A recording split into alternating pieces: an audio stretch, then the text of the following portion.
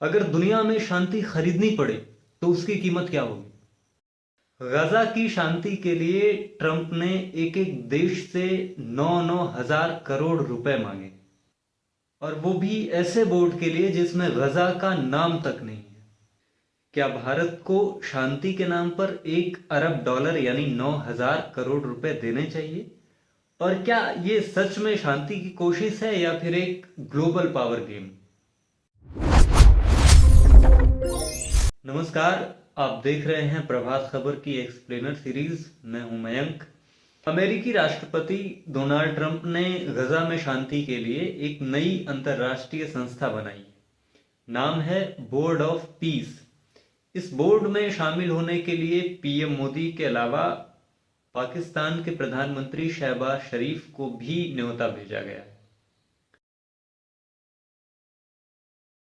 New York times की एक report के मुताबिक इस बोर्ड की स्थायी सदस्यता के लिए सभी देशों को $1 बिलियन यानी करीब 9,000 करोड़ रुपए देने होंगे। हालांकि भारत ने अभी तक इस बोर्ड में शामिल होने की कोई पुष्टि नहीं की। दरअसल अमेरिका ने गजा के लिए पहले ही एक 20 पॉइंट पीस प्लान तैयार किया था। नवंबर 2025 में यूनाइटेड नेशन सिक्योरिटी काउंसिल ने इसे 2 साल की मंजूरी दी थी। यह बोर्ड ऑफ पीस उसी प्लान का दूसरा फेज है। यह एक इंटरनेशनल बॉडी है जो गजा में शांति लाने पर काम करेगा। लेकिन सबसे चौंकाने वाली बात यह है कि इसके चार्टर में गजा शब्द का जिक्र तक नहीं है। इसके अलावा बोर्ड ऑफ पीस के एग्जीक्यूटिव बोर्ड में 8 मेंबर हैं, जिनमें फिलिस्तीनी अथॉरिटी का एक भी प्रतिनिधि नहीं है। 8 सदस्यों में से 6 अकेले अमेरिका से ही हैं। कुल मिलाकर अंदेशा यह है कि बोर्ड सिर्फ गजा में नहीं बल्कि दुनिया के दूसरे संघर्षों में भी यूएन के विकल्प के तौर पर इस्तेमाल किया जा सकता है, जहां अमेरिका का दबदबा होगा। क्या है सदस्यता की पूरी गणित? बोर्ड की शुरुआती सदस्यता 3 साल की होगी, लेकिन अगर कोई देश स्थायी सदस्य बनना चाहता है तो उसे 1 साल के अंदर $1 बिलियन यानी करीब 9,000 करोड़ रुपए देने होंगे। अगर कोई देश ये रकम नहीं देता तो 3 साल बाद उसकी सदस्यता समाप्त हो जाएगी। ट्रंप का दावा है कि यह पैसा गजा के पुनर्निर्माण, इंफ्रास्ट्रक्चर और प्रशासनिक सुधार में लगेगा। इस बोर्ड के एग्जीक्यूटिव बोर्ड में कुल 8 मेंबर हैं, जिनमें 6 अकेले अमेरिका से हैं। अमेरिकियों में पहले नंबर पर ट्रंप के दामाद जेरेड कुशनर हैं। ये पूर्व में सरकार के सलाहकार भी रह चुके हैं। दूसरे नंबर पर रॉबर्ट गैब्रियल जूनियर हैं। ये पॉलिटिकल एडवाइजर और स्पीच राइटर हैं। तीसरे नंबर पर स्टीव विटकॉफ हैं, अमेरिका के विशेष राजदूत हैं ये। चौथे नंबर पर मार्क रोवन हैं, जो अमेरिकी अरबपति हैं। 5वें नंबर पर मार्को रूबियो हैं, जो यूएस के सेक्रेटरी ऑफ स्टेट हैं। और 6वें नंबर पर अजय बंगा हैं, जो इंडो अमेरिकन हैं। ये विश्व बैंक के प्रेसिडेंट हैं। बाकी के 2 गैर अमेरिकी हैं, जिनमें ब्रिटेन के पूर्व प्रधानमंत्री टोनी ब्लेयर और बुल्गारिया के निकोले म्लाडेनोव हैं।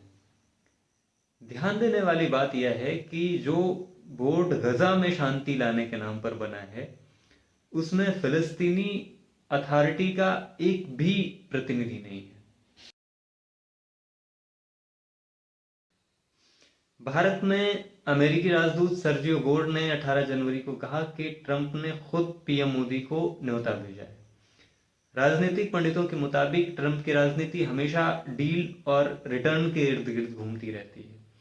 नोबेल पीस प्राइज को लेकर उनकी ललक सबने देखी। आशंका है कि ज्यादा से ज्यादा देशों को इस बहाने जोड़कर भविष्य में नॉमिनेशन की उम्मीद ट्रंप बना रहे हैं। इसके अलावा सबसे अहम है फंड। भारत जैसी दुनिया की चौथी सबसे बड़ी अर्थव्यवस्था अगर फंड करती है तो निश्चित तौर पर बोर्ड को भारी आर्थिक ताकत मिलेगी। इधर बोर्ड ऑफ पीस को लेकर इजराइल के सुरक्षा मंत्री ने ट्रंप को 2 टूक सुनाया है। इस बोर्ड को लेकर बेंजामिन नेतन्याहू ने कहा कि इस बोर्ड को बनाने से पहले उनसे कोई बातचीत नहीं की गई। वहीं इजरायली सुरक्षा मंत्री इतामार बेन ग्विर ने तो यहां तक कह दिया कि अगर गजा किसी अंतरराष्ट्रीय बोर्ड को देना है तो युद्ध ही बेहतर है।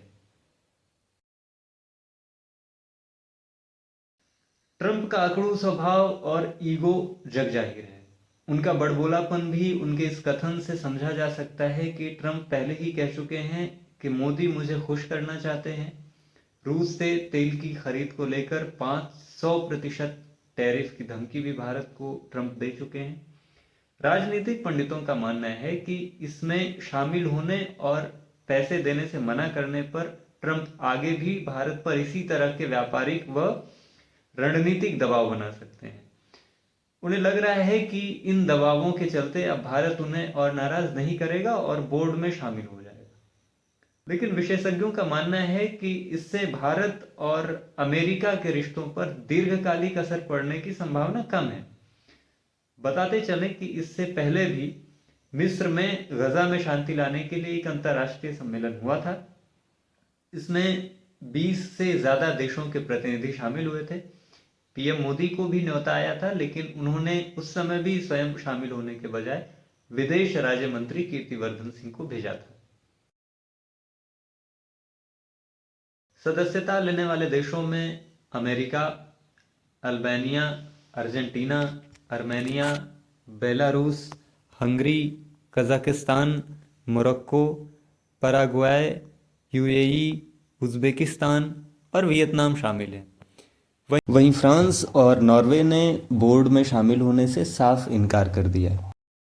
इसके अलावा भारत समेत कई देश ऐसे हैं जिन्होंने अभी तक किसी भी प्रकार की पुष्टि नहीं की है। अब हम बात करते हैं कि प्लानिंग क्या है, क्या किया जाना है।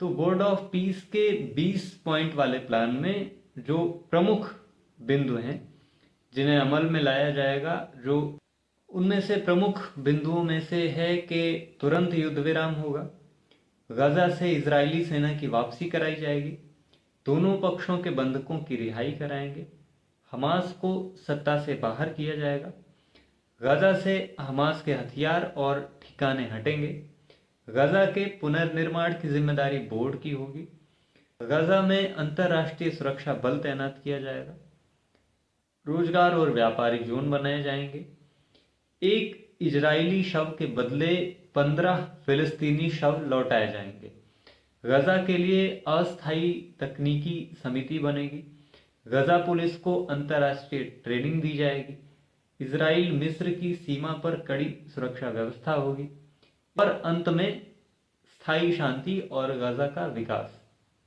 अब सवाल ये नहीं है कि बोर्ड ऑफ पीस क्या है, सवाल ये है कि क्या शांति डॉलर से खरीदी जा सकती है? क्या भारत इस गेम का हिस्सा बनेगा या फिर दूरी बनाकर अपनी रणनीतिक स्वायत्तता बचाएगा? क्योंकि जो भी निर्णय होगा उसका असर सिर्फ गजा पर नहीं पड़ेगा, बल्कि वैश्विक पॉलिटिक्स पर उसका असर पड़ेगा। आप भी अपनी राय हमें कमेंट में बताएं और ऐसी ही एक्सप्लेनर खबरों के लिए जुड़े रहिए प्रभात खबर के साथ। नमस्कार। प्रभातखबर.com, विश्वास वही, रफ्तार नहीं।